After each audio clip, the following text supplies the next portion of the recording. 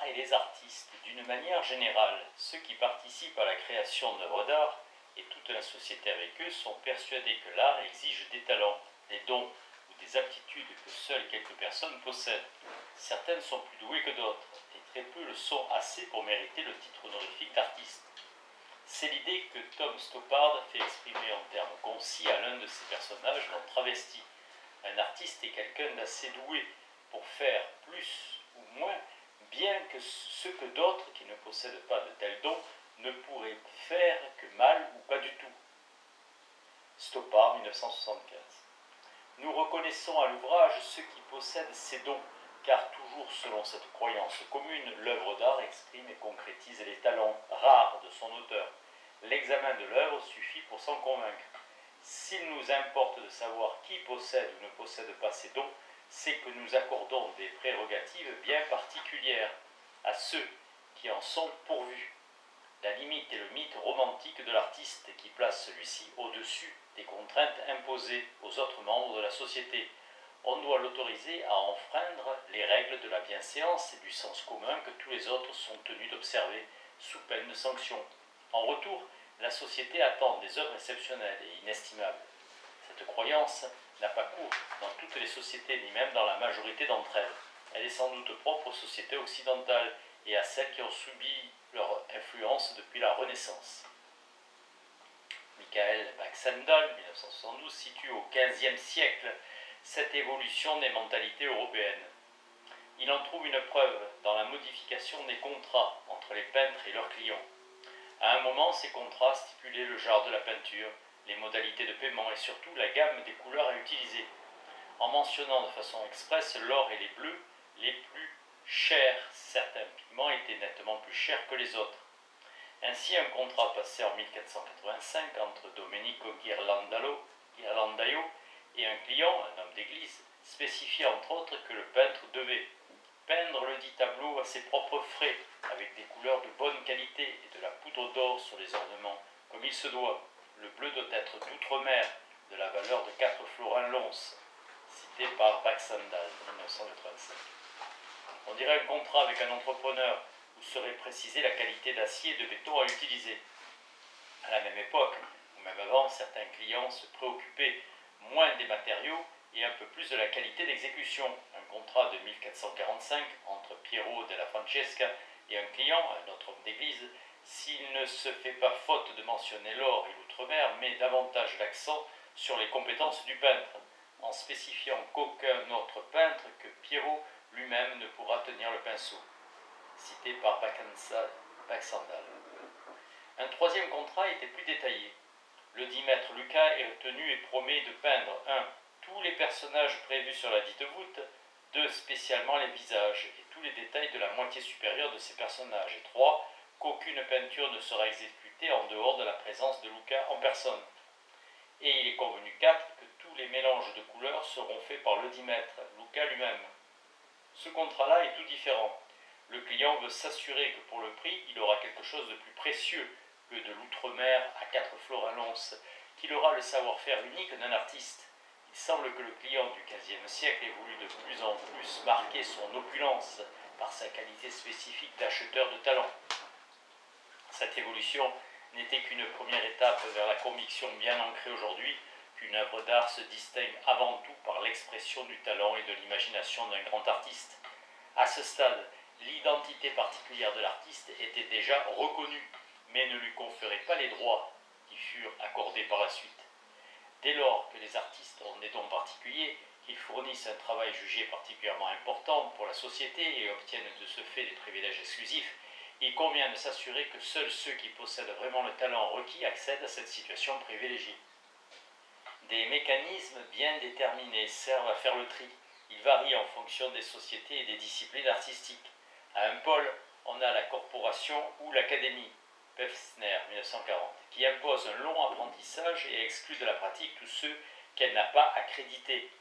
Dans des pays où l'État ne laisse pas beaucoup d'autonomie à l'art, mais contrôle les institutions qui donnent aux artistes leur formation et leurs débouchés, l'accès à la pratique du métier est tout aussi contingenté. Dans l'autre pôle, on a des pays comme les États-Unis où tout un chacun peut apprendre. Ceux qui participent à la création artistique comptent sur le libre jeu du marché pour distinguer les vrais talents. Dans ce système, on attribue certes un don particulier aux artistes, mais on estime que pour savoir qui possède ce don, il faut donner sa chance à chacun et juger sur pièce. Ceux qui participent à la réalisation d'œuvres d'art, et de manière plus générale tous les membres de la société, considèrent certaines des activités nécessaires à la production d'une forme d'art comme artistique, parce qu'elle exige des dons ou une sensibilité propre aux artistes. À leurs yeux, ce sont les activités cardinales de l'art, celles qui permettent à une œuvre d'art de se distinguer d'un produit industriel, d'un article artisanal ou d'un objet naturel, si cette œuvre est un objet.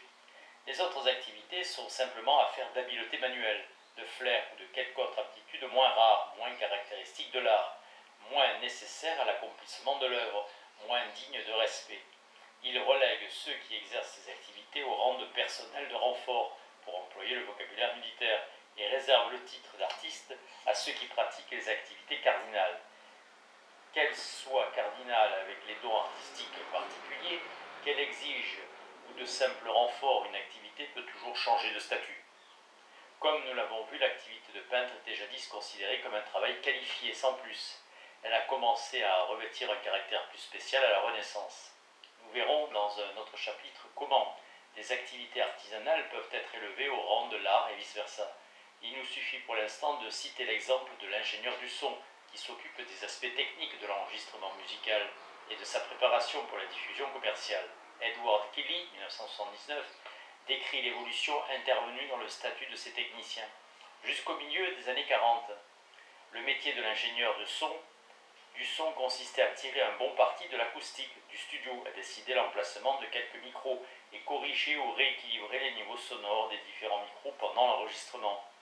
Les possibilités de retouche restaient très limitées parce que la musique était enregistrée directement sur un disque ou sur une bande monopiste. La question esthétique primordiale était d'ordre pratique. Dans quelle mesure un enregistrement restitue-t-il correctement les sons d'un morceau de musique? Après la Seconde Guerre mondiale, les progrès techniques apportèrent la haute fidélité et le réalisme des salles de concert. Un bon mixeur professionnel s'arrangeait pour éliminer, ou du moins atténuer, les sons parasites, s'assurer de l'absence de toute distorsion dans l'enregistrement et de l'équilibre entre les graves et les aigus, les techniques d'enregistrement elles-mêmes, et donc le travail de l'ingénieur du son devait passer inaperçu afin d'entretenir chez l'auditeur l'illusion qu'il se trouvait au Philharmonic Hall et non dans sa salle de séjour. Après l'avènement de la musique rock, les musiciens dont les instruments incorporaient les derniers perfectionnements de l'électronique commencèrent à utiliser les techniques d'enregistrement à des fins de création musicale. Comme ils avaient souvent appris à jouer de leurs instruments en essayant d'imiter des enregistrements très travaillés techniquement, Bennett, 1980, ils voulurent tout naturellement introduire ces effets dans leur travail. Le nouveau matériel, notamment les magnétophones multipistes, permettait de faire des montages d'éléments enregistrés séparément et d'effectuer des manipulations électroniques sur les sons produits par les musiciens. Les rockstars, relativement réfractaires aux règles corporatives, commencèrent à réclamer un droit de regard sur l'enregistrement et le mixage de leur musique, ce qui eut deux conséquences. D'une part, le mixage dûment attribué à l'ingénieur du son sur les pochettes du disque s'imposa peu à peu comme une activité artistique exigeant un talent particulier. De l'autre, des musiciens connus se mirent à effectuer eux-mêmes ce travail, ou à recruter d'anciens musiciens pour le faire. Le mixage, autrefois simple spécialité technique, faisait désormais partie intégrante du mode de création artistique. Killy, 1979. L'idéologie en vigueur postule une corrélation parfaite entre le fait de pratiquer l'activité cardinale d'un art et le fait d'être un artiste. Si telle est votre tâche, alors vous êtes forcément un artiste. Et réciproquement, si vous êtes un artiste, ce que vous faites est forcément de l'art. D'où un certain trouble dans les esprits quand, soit à l'examen de simple bon sens, soit au regard de la tradition artistique, cette corrélation paraît absente. Par exemple, si l'idée de don ou de talent implique, comme c'est souvent le cas, la spontanéité de l'expression ou la sublimité de l'inspiration, les méthodes de travail routinières de maints artistes créent un curieux décalage. Les compositeurs, qui écrivent tant de mesures par jour, et les peintres qui travaillent à heure fixe, quelle que soit leur humeur du moment, font planer d'un doute sur les talents surhumains qu'ils sont supposés exercer. Trollope, qui se levait de bonne heure pour accomplir ses 3 heures d'écriture, avant d'aller prendre son travail de fonctionnaire des postes britanniques, poussait presque à la caricature ce comportement méthodique, anti-artistique. Tous les hommes qui ont vécu en écrivain, en travaillant chaque jour comme des ouvriers de la littérature, m'accorderont sans doute que 3 heures par jour permettent à un homme d'écrire autant qu'il convient, mais pour cela, il doit être exercé à travailler sans interruption pendant ces 3 heures. Il doit avoir éduqué son esprit de telle sorte qu'il ne soit pas nécessaire de mordiller sa plume en contemplant le mur d'en face avant de trouver les mots voulus pour exprimer ses idées. À cette époque, j'avais pris l'habitude que j'ai gardée malgré un léger relâchement ces derniers temps, d'écrire avec ma montre sous les yeux et d'exiger de moi-même 250 mots tous les quarts d'heure. J'ai pu constater que les 250 mots me venaient à un rythme aussi régulier que celui des aiguilles de ma montre. Trollope, 1947. Une autre difficulté surgit lorsqu'une personne qui prétend à la qualité d'artiste se dérobe à une part des activités jugées minimales pour un véritable artiste. Dès lors que la définition de l'activité cardinale d'un art peut varier avec le temps, la division du travail entre l'artiste et le personnel de renfort est sujette aux mêmes variations. Et c'est une source de difficulté. Jusqu'où peut-on restreindre la pratique de l'activité cardinale sans perdre sa qualité d'artiste? La part du compositeur dans l'œuvre définitive a sensiblement varié. Depuis la Renaissance jusqu'au XIXe siècle, les grands interprètes improvisaient et brodaient sur les partitions fournies par les compositeurs, Dart 1967 et Ries 1959. De sorte que les compositeurs contemporains ont pu s'appuyer sur des précédents quand ils ont commencé à ne donner que les indications les plus sommaires sur leurs partitions. Toutefois, la tendance inverse, qui consiste à restreindre la liberté d'interprétation des musiciens en donnant des indications de plus en plus précises, a nettement dominé jusqu'à une époque récente.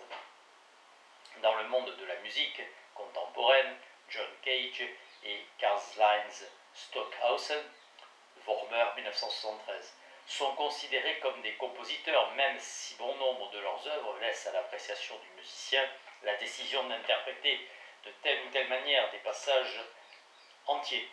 Il n'est pas nécessaire de manipuler les composants matériels de l'œuvre d'art pour demeurer un artiste. Les architectes construisent rarement ce qu'ils dessinent, mais cette même attitude soulève des questions quand un sculpteur élabore une œuvre en donnant une scène d'instruction précise à un atelier de construction mécanique. Et beaucoup répugnent à qualifier d'artistes les auteurs d'œuvres conceptuelles faites de propositions que ne matérialise jamais la production d'un objet. Marcel Duchamp a violé l'idéologie régnante quand il a présenté comme d'authentiques œuvres d'art une pelle à neige du commerce signée par lui ou une reproduction de la Joconde sur laquelle il avait dessiné une moustache, rangeant ainsi Léonard de Vinci parmi le personnel de renfort, au même titre que le dessinateur et le fabricant de la pelle à neige. Au risque de choquer, constatons que c'est bien une pratique analogue qui est la norme dans la réalisation des collages, lesquels sont entièrement composés d'éléments empruntés à d'autres. Il y a confusion aussi lorsque personne ne peut distinguer parmi les participants à la production de l'œuvre lequel ou lesquels possèdent le don particulier et partant peuvent à la fois diriger les activités des autres et revendiquer la paternité de l'œuvre achevée. Elliot Friedson, 1984, a fait observer que dans l'activité coopérative du monde médical, les participants s'accordent à attribuer au médecin le don particulier et les prérogatives qui en découlent. Mais laquelle des principales catégories de participants joue un rôle prépondérant aussi incontesté dans la réalisation d'un film? Les tenants du cinéma d'auteur soulignent qu'un film doit se concevoir comme l'expression de la sensibilité et de l'imagination du metteur en scène, qui gouverne tout, même si elle se heurte aux exigences des producteurs ou à la mauvaise volonté des acteurs. D'autres pensent que c'est le scénariste qui a la maîtrise effective du film, si on le lui permet, tandis que d'autres encore estiment que le cinéma est un art d'acteur. Personne, assurément, n'irait prétendre que la sensibilité du comptable de production ou de l'assistant de caméra imprègne le film. Mais Aljan Armetz, 1977, a bien démontré que Harbour et Harold Arlen, auteurs de la musique du Magicien d'Oz, avaient déterminé le découpage du film. Ce problème recoupe notamment la question de savoir si, dans notre réaction devant une œuvre d'art, nous devons tenir compte plus particulièrement des intentions de l'auteur, ou si nous pouvons comprendre l'œuvre de diverses façons sans privilégier l'interprétation donnée par l'auteur. Hirsch, 1979. Autrement dit, admettons-nous a priori que l'auteur apporte quelque chose de spécifique dans la réalisation de l'œuvre, quelque chose que personne d'autre ne pourrait apporter. Le public qui le pense réagira bien entendu en fonction des intentions de l'auteur, mais c'est une opinion qui n'est pas toujours partagée. À l'évidence, pour les musiciens et les amateurs de jazz, l'interprétation des thèmes du répertoire ne se détermine pas en fonction de leur créateur. Ceux qui participent à la réalisation d'œuvres d'art peuvent s'accorder pour déterminer quelles intentions prévalent, celles de l'auteur, celles de l'interprète ou celles du public, et pour lever ainsi toute difficulté d'ordre théorique ou pratique. Un problème se pose. Dès l'instant où il y a désaccord entre les participants et où la pratique normale suscite un conflit insurmontable. À ce problème philosophique et esthétique, l'analyse sociologique apporte une réponse qui est une explication et non pas bien sûr une solution pratique. Enfin, étant donné que la condition d'artiste repose sur la production d'œuvres d'art qui concrétisent et expriment des talents particuliers, les participants au monde de l'art s'inquiètent de l'authenticité des œuvres. L'artiste qui passe pour avoir réalisé cette œuvre l'a-t-il vraiment réalisée lui-même? Est-ce qu'une autre personne est intervenue qui a modifié ou retouché l'œuvre originale de telle manière que ce qui nous est présenté ne correspond pas exactement à ce que l'artiste voulait et a effectivement créé? Une fois l'œuvre réalisée, l'artiste l'a-t-il remaniée pour tenir compte d'expériences ou de critiques intervenues entre-temps? Et dans ce cas, que faut-il en inférer quant aux aptitudes de cet artiste? Si notre opinion de l'artiste se fonde sur l'œuvre, nous devons savoir qui l'a vraiment réalisée et mérite par conséquent le jugement que nous portons sur l'œuvre et son créateur. Tout se passe comme si la réalisation d'œuvres d'art était un concours, une sorte d'examen scolaire appelant un jugement équitable et mis en toute connaissance de cause. L'importance de cette corrélation entre l'homme et l'œuvre est telle que les secteurs entiers de la recherche s'emploient à vérifier qui a exécuté quelle peinture. Si le tableau exposé sous le nom de X est bien de la main de X, si la musique que nous écoutons a bien été composée par la personne que l'on croit, si le texte de tel roman a bien été rédigé par celui dont le nom figure sur la couverture, ou s'il s'agit du plagiat d'un texte dont le mérite ou la responsabilité revient à un autre. Pourquoi attacher de l'importance à ces faits? Après tout, l'œuvre ne sera pas différente si nous apprenons que quelqu'un d'autre l'a réalisée. Une pièce de théâtre ne reste-t-elle pas la même qu'elle ait été écrite par Shakespeare ou par Bacon? Oui et non. La nouvelle de Borges, 1957, sur Pierre Ménard, donne un relief singulier à cette ambiguïté. Pierre Ménard, nous dit-il, est un écrivain français, auteur de nombreux romans et ouvrages conventionnels, qui décide un jour d'écrire Don Quichotte. Non pas une nouvelle version du roman, mais bien le Don Quichotte de Cervantes. Au terme d'un travail assidu, il a réussi à rédiger 2 chapitres et une partie du 3e. Les mots sont exactement les mêmes que ceux de Cervantes, mais comme le fait remarquer Borges, Cervantes écrivait dans la langue de son époque, tandis que Ménard emploie une langue archaïsante, qui de plus n'est pas sa langue maternelle, et ainsi de suite. La personne qui écrit et l'époque à laquelle elle écrit, ces 2 données influent sur l'idée que nous nous faisons de l'œuvre et sur ce qu'elle nous révèle de son auteur à propos de cette nouvelle de Borges, Danto 1973. Tout cela importe non seulement parce que nous apprécions et jugeons l'œuvre différemment, mais aussi parce que la réputation d'un artiste est la résultante des appréciations portées sur toute sa production. Chaque œuvre attribuée de façon certaine à Titien augmente ou diminue le total qui nous permet de mesurer la grandeur de l'artiste Titien. C'est pourquoi le plagiat suscite des réactions si violentes. Ce n'est pas seulement un bien qui est volé, mais aussi le fondement d'une réputation.